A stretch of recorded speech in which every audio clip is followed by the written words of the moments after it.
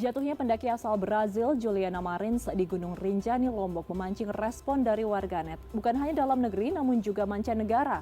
Sulitnya jalur menuju salah satu puncak gunung tertinggi di Indonesia ini pun menuai sorotan. Dan untuk lebih mengenal kontur jalur pendakian Gunung Rinjani, kita akan bahas malam hari ini langsung dari studio bersama produser lapangan CNN Indonesia, Suryo Utomo yang baru saja mendaki Gunung Rinjani pada 11 Juni lalu. Mas Tomo, selamat malam, apa kabar? Selamat malam Ayu, kabar baik. Alhamdulillah. Jadi 11 Juni lalu kurang lebih 1 minggu sebelum kejadian tersebut terjadi. Kurang lebih seperti itu. Oke, Mas Tomo, di sini di layar sudah ada gambar Gunung Rinjani dari jauh ya Mas ya. Nah, mungkin bisa dijelaskan Mas kepada saya dan juga mungkin ada masyarakat yang masih awam penonton CNN Indonesia, kira-kira ini jalurnya seperti apa dan apa yang membedakan puncak Gunung Rinjani ini? Kenapa terbilang ini sangat ekstrim Mas? Silahkan Mas Tomo. Gunung Rinjani memang punya perbedaan vegetasi, itu yang utama. Kemudian ketinggiannya juga jauh lebih tinggi daripada gunung-gunung lain di Pulau Jawa, katakanlah seperti itu. Vegetasinya cenderung terbuka dan mudah saja kita terpapar matahari. Itu satu kondisi ekstrim pertama. Ekstrim kedua adalah mudah sekali kita terpapar angin. Nah, itu bisa membuat kondisi tubuh kita itu berubah secara drastis. Nah, kalau ditanya soal jalur, umumnya para pendaki itu naik dari jalur Sembalun atau jalur Senaru. Ini jalur Sembalun. Oke. Nah, ini jalur Sembalun, nanti kita mencapai camp pertama namanya Pelawangan Sembalun. Oke. Nah, ada juga jalur Senaru di sekitar sini. Nah, ini puncak Senaru. Ini nanti menjadi pilihan buat para pendaki kalau misalkan mereka ingin melintas. Jadi katakanlah kenapa mereka ingin melintas, karena ingin merasakan atau melihat variasi pemandangan yang jauh lebih banyak. Nah, waktu itu saya naik dari Sembalun, pos resort Sembalun ke Pelawangan Sembalun, kemudian bermalam di danau di sini. Nah, ini ada hot spring. Nah, ini campsite-nya. Oh, di sini waktu itu. Okay. Jadi turun dari sini. Ini setelah muncak ya. Kemudian turunnya lewat jalur Torean sekitar di sini. Nah, ini beda dari Senaru. Kalau Senaru kita perlu naik lagi untuk menuju ke desa Senaru, naik puncak apa namanya Gigir ini. Kalau Torean itu cenderung turun rutenya. Nah, tapi sebelum sampai ke situ kita harus mendaki ke puncak kalau memang target kita adalah puncak. Oke. Nah, kemudian kita bersiap-siap esok dini hari, ada yang pukul 1, setengah 2, pukul 2 pagi, kemudian naik ke Gigir, kita sebutnya Gigir ya, karena di Rinjani itu banyak gigir.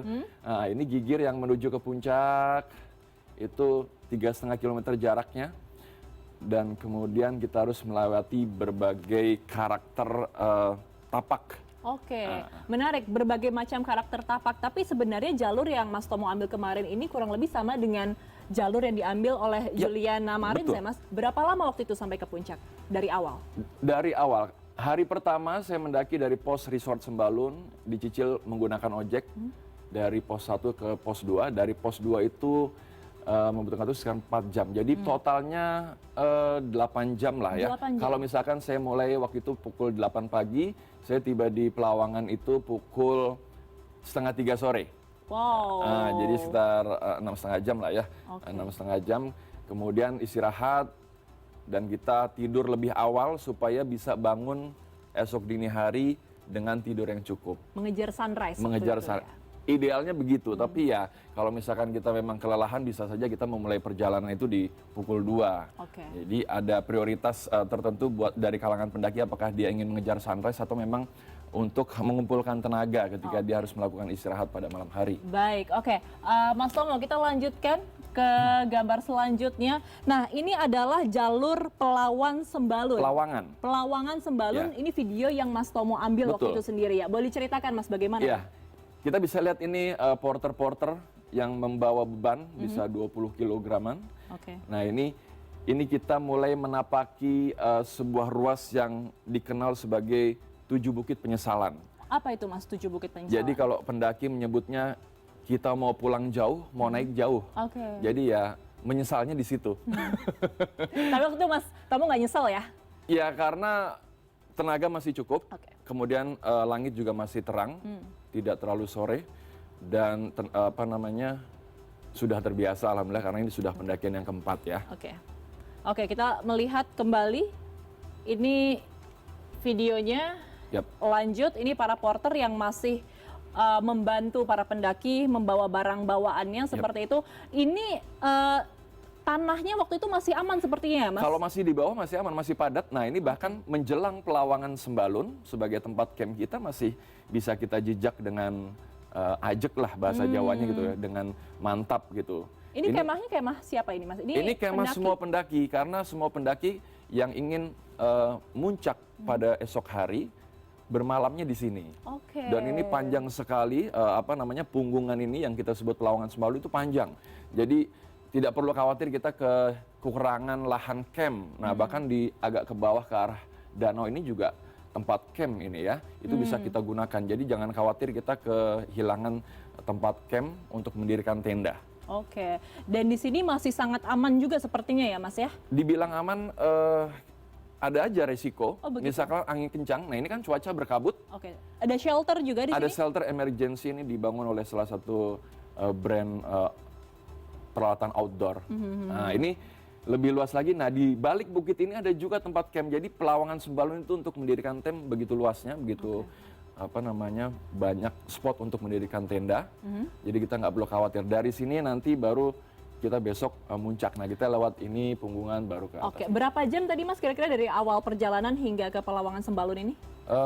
Saya waktu itu membutuhkan waktu sekitar 6,5 jam. 6,5 jam, cukup panjang ya perjalanannya? Ya itu katakanlah standar lah ya. Oke. Porter bisa jadi lebih cepat lagi. Oke. Luar biasa memang tenaga yang disiapkan, harus stamina harus sangat prima. Kita lihat ke slide selanjutnya, Mas Tomo. Ini di mana dan waktu itu apa yang terjadi di sini? Bagaimana pengalaman Mas? Ini suasana sore di Pelawangan Sembalun. Oke. Nah kalau ini mungkin video nanti ya. Atau mungkin langsung ke sini Oke, atau boleh. kita balik. Jadi tadi video di Pelawangan Sembalun ini adalah gigir menuju ke Puncak Rinjani. Ini Wow. video saya ambil ketika turun, karena kalau saya ambil video ketika naik itu masih gelap. Oke. Nah, karena kan saya tiba di puncak pukul 6.13 WITA, itu sepanjang jalur masih gelap. Nah ini saya ambil pas turun. Indah sekali pemandangannya ya. Ya memang begitulah, makanya banyak orang pengen ke Rinjani. Nah ini kira-kira gambaran pendaki ketika turun. Kita Oke. bisa melihat pemandangan ke segala arah, terutama laut di sebelah sana ya. Kemudian ada juga Gunung Agung di Bali, kita bisa melihatnya. Oke, Mas Tomo, saya penasaran karena saya belum pernah mendaki gunung dan Mas Tomo ini kan sudah mendaki beberapa gunung tertinggi di Indonesia juga. Nah, ketika Mas Tomo ini mendaki gunung, salah satu adalah Rinjani, waktu itu dalam satu grup berapa orang dan juga berapa guide yang mendampingi? Kalau saya memang sengaja untuk meringkas peserta, kebetulan waktu itu memang yang siap 2 orang. Oke. Nah ini karena saya sekarang sudah memutuskan untuk menjadi pendaki sultan. Kalau para pendaki nyebutnya, kalau pendaki yang mewah-mewah itu pendaki sultan. Ya udah kita ketika ada cukup anggaran dan kemudian pesertanya sudah siap, kita berangkat. Oke. Idealnya memang kalau menurut saya satu grup pendaki yang dinaungi oleh satu guide ya maksimum 4 orang. Jadi ini ideal karena satu guide kan harus memantau terus peserta. Kalau misalkan luput dari pandangan mata guide, bisa saja peserta itu terjadi sesuatu yang tidak kita inginkan. Oke, berarti kalau dalam kasus Juliana Marins ini kan satu grup itu sekitar 5-6 orang. Ini sebenarnya dalam pendakian ke Rinjani tidak ideal berarti? Kalau menurut saya tidak ideal, tapi ya bagaimana lagi, namanya juga permintaan lebih besar daripada penawaran toh. Jadi mungkin kesiapan dari trekking organizer seperti itu, dan kemudian ya naasnya ada satu peserta yang tertinggal seperti itu. Oke, tapi ketika dari salah satu grup itu ada orang yang memang kelelahan. Ini kan kalau dari informasi yang beredar, guide-nya meninggalkan sebentar untuk beristirahat, lalu ditunggu lama tidak kembali lagi. Apakah itu ideal ketika ada salah satu yang kelelahan akhirnya ditinggal terlebih dahulu, atau sebenarnya seperti apa sih seharusnya? Saya ikut menyayangkan apabila ada guide yang meninggalkan peserta atau katakanlah luput sebentar, itu juga saya amat menyayangkan. Jadi paling tidak semenit peserta hilang dari pandangan kita sebagai guide, itu kita harus mencari tahu di mana peserta kita. Oke. Jadi kita kan tidak bisa memukul rata kemampuan fisik, kemudian mental mereka kan tidak bisa memukul rata. Oke. Tentunya beda-beda mental dan fisik peserta, makanya kita sebagai guide punya rasa tanggung jawab. Ini saran saya gitu, supaya tidak ada namanya kejadian yang tidak diinginkan. 1 menit itu di gunung amat berarti. Oke. Jadi ibarat kata di tempat terbuka seperti ini, ya dengan kondisi yang gelap ketika kita muncak, itu kita nggak gampang memonitor. Oke. Begitu pula di hutan hujan tropis, katakanlah di gunung-gunung yang punya tutupan pohon yang lebat-lebat, 1 menit aja luput dari pantauan kita nggak tahu teman kita mungkin nyasar. Terutama ketika ada jalan yang bercabang, kita kan nggak tahu. Jadi 1 menit di gunung memang sangat berharga. Jadi kalau sampai 3 menit hilang itu sebenarnya sangat berbahaya sangat begitu, berbahaya. terutama untuk pendaki yang pemula begitu ya. Apalagi digigir seperti ini, 1 menit itu mungkin dia bisa melenceng puluhan meter. Gigir ini kan kiri kanan jurang. Kalau misalkan pendaki tersebut tidak waspada, salah memijak, dia bisa memijak lahan yang miring, lereng, dan mungkin itu juga tanahnya labil. Oke, baik. Mas Tomo, kita akan lihat ya slide selanjutnya. Ini juga masih gigir di Gunung Rinjani, tapi dalam format Google Maps ya. Oke, kita bisa melihat. Mas Tomo, ini jalurnya seperti apa sih sebenarnya kalau dari gigir? Kalau dilihat dari atas pantauan memang kelihatan datar-datar saja, tapi sebenarnya ini tanjakan terus, ya tanjakan semua. Bahkan ada namanya ruas letter I atau letter E. Ya, Yang pendaki, ini ya? yes, ini letter E, pendaki menyebutnya letter E karena menyerupai huruf E ketika kita lihat dari bawah. Nah ini aja kita tempuh dalam waktu 2 jam loh ya, karena memang medannya yang ekstrim, semakin ekstrim ketika kita menjejak di letter I ini, di mana jalurnya itu kerikil namun disertai pasir yang semakin halus. Jadi ketika dipijak akan turun? Misalkan Ayu memijak 3 langkah, itu bisa saja turun 2 langkah. Wow, jadi harus bagaimana ketika menghadapi? Kita harus mensiasatinya, kita harus memiliki pola pijakan. Misalkan katakanlah kita harus sedikit mencangkul, seperti mencangkul supaya kita mendapati sela, sehingga kita bisa memijak pasir yang sebenarnya labil itu. Oke, ini menarik sekali karena mungkin juga banyak masyarakat yang belum mengetahui bagaimana tips dan triknya. Mas Tomo, kita harus jeda sejenak terlebih dahulu. Pemirsa jangan kemana-mana, kita masih akan melanjutkan sesi dialog ini setelah jeda berikut. Tetap bersama kami.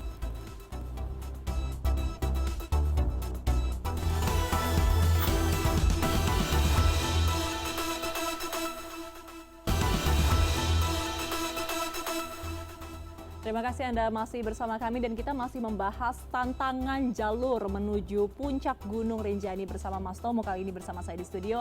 Mas Tomo, kalau kemarin peristiwa terjatuhnya pendaki asal Brazil, Juliana Marin ini terjatuhnya di dekat Cemara Tunggal. Yes. Itu di mana Mas tepat? Kalau saya bisa memperkirakan posisinya di sini. Jadi kalau misalkan kita dari Pelawangan Sembalun mencapai Gigir, kita akan tiba di batas nih ya, ini semacam pertigaan lah. Di sebelah sini berarti kurang lebih. Sebelah situ. Kenapa disebut pertigaan? Karena ada jalur ke sana yang itu sebenarnya dead end atau buntu seharusnya ya. Tapi kemarin ada musibah juga yang menimpa pendaki Malaysia. Nah ini adalah pertigaan. Dia ketika sudah mencapai sini tuh ada medan yang sedikit landai. Nah, ini bisa kita gunakan untuk istirahat. Karena ketika kita menempuh perjalanan dari Pelawangan Sembalun sampai dengan Gigir ini, ada medan yang berpasir dan itu menguras energi serta mental kita. Umumnya ketika sudah mencapai Gigir menuju puncak ini, pendaki beristirahat, ada yang minum, ada yang makan, ada yang mungkin ingin melakukan aktivitas buang air besar, buang air kecil. Nah, itu ada beberapa spot landai di sini yang digunakan oleh para pendaki. Kemungkinan besar di sini ketika sekitar pukul 6 pagi dikabarkan hilang dari pandangan atau last known position, nah di sini. Oke, berarti ini sebenarnya menuju puncak Anjani ini masih sangat jauh perjalanannya. Masih jauh. Jauh itu dalam arti karena medannya yang menanjak dan juga medannya yang berupa kerikil serta pasir. Kalau dihitung secara jarak sih hanya 3,5 kilometer. Kemarin saya melihat dari peta yang sudah diinput dari jam Sportwatch saya, itu mengatakan bahwa dari Gigir ini, dari pertigaan sampai dengan puncak Rinjani ini 3,5 kilometer. Nah, itu elevasinya lebih dari 1.000 kalau nggak salah. Jadi mungkin sekitar 2.000 700-an, ini 3.700, berarti kan harus naik sekitar 1.000 meter elevasi. Oh, masih sangat jauh sebenarnya Yes. perjalanannya. Oke, Mas Tomo, kita akan berlanjut ke video selanjutnya. Ini adalah gambar lebih jelas di mana lokasi Juliana Marins terjatuh, tepatnya di sekitar Cemara Tunggal. Ini sebenarnya kontur tanahnya bisa dikomentari, Mas, ini seperti apa sih, Mas? Memang sebagian ada batu, cuman umumnya sebagai gunung berapi kan batunya batu-batu labil. Oke. Bukan seperti gunung yang hasil dari luapan dari tabrakan lempeng seperti karsten piramid gitu ya. Ini kan gunung berapi sehingga gunung yang merupakan hasil dari magma seperti itu dan itu labil. Selain itu juga pasir. Nah, ini pasir ini begitu halus dan tidak ada dasar berupa lapisan yang keras sehingga memungkinkan pasir ini semakin longsor. Semuanya kah, Mas? Ya, kalau Semuanya misalkan Ayu melihat ini alus-alus begini, ini pasir. Oke. Jadi bisa saja pasirnya itu sedalam 20-30 cm bahkan mungkin lebih. Tidak ada perbedaan antara yang berwarna lebih gelap dan lebih terang? Nah, semuanya? kalau kami biasa ke gunung mengerti bahwa ini sebenarnya batu, tapi batu campur pasir dan batunya labil. Tetapi kalau yang di sini ini saya yakin ini saya pastikan bahwa ini pasir. Dan pasirnya nih bisa tebalnya lebih dari 20 cm. Jadi kalau misalkan katakanlah ya mohon maaf kita berasumsi aja kalau misalkan dia masih punya cukup tenaga korban ini, dia mungkin ingin mencoba naik, tetapi karena ini adalah pasir. Maka dia kesulitan untuk mencapai titik yang lebih tinggi.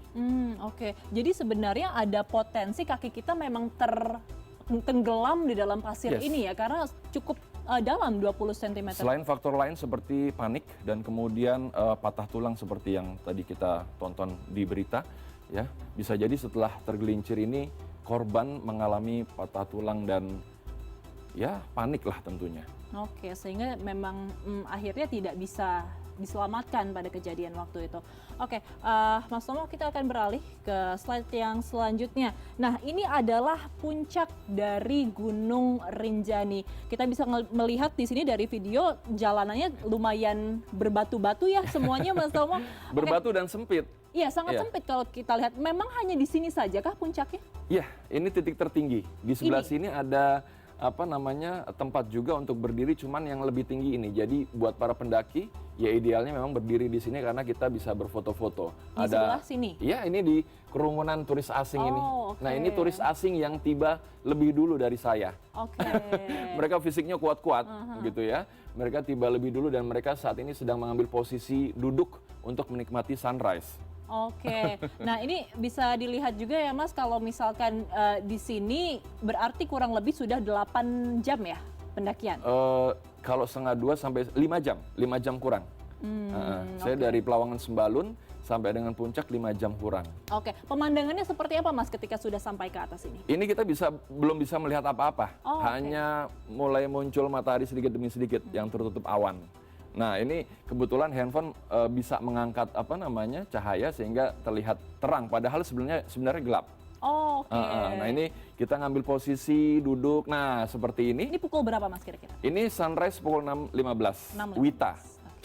Oke, Mas Tomo, ini kan kita sudah sampai di puncak Rinjani. Mungkin bagi masyarakat yang pendaki tapi masih pemula ingin mencoba Gunung Rinjani, sebenarnya kan bukan gunung yang, nah ini ada foto Mas Tomo sudah sampai di sini pemirsa dengan selamat, alhamdulillah. Jadi kalau untuk pemirsa yang kira-kira ingin mencoba menaiki Gunung Rinjani, kira-kira apa saja sih tips dan triknya agar selamat sampai tujuan? Kalau kami dulu di pencinta alam ya tentunya mental, cuman sekarang oke lah kita bisa menaruh mental itu kepada teman atau mungkin guide atau mungkin trekking organizer. Yang jelas kalau untuk sekarang fisik lah. Fisik. Ya. Meskipun menjadi pendaki sultan tapi masih harus fisiknya. Iya, jelas. Walaupun kita menjadi pendaki sultan yang semua serba mewah, tetaplah kita harus fisik. Kalau saya menyarankan untuk pemula atau yang belum pernah naik gunung sama sekali, paling tidak olahraga. Olahraga dalam hal ini adalah lari.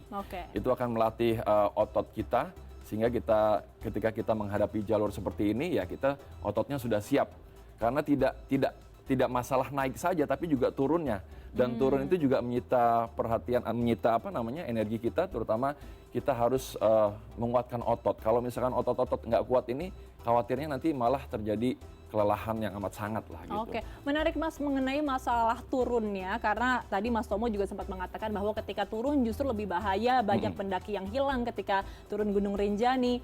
Kenapa Mas turun ini lebih berbahaya dan di titik mana saja kira-kira yang paling krusial? Biasanya muncul euforia ketika kita sudah mencapai puncak, ya kita melupakan hal lain yang sebenarnya itu lebih penting, seperti jalur turun. Nah, kenapa turun lebih berbahaya? Karena semakin luas lahan atau bidangnya. Kalau ke puncak kan ya hanya satu titik aja.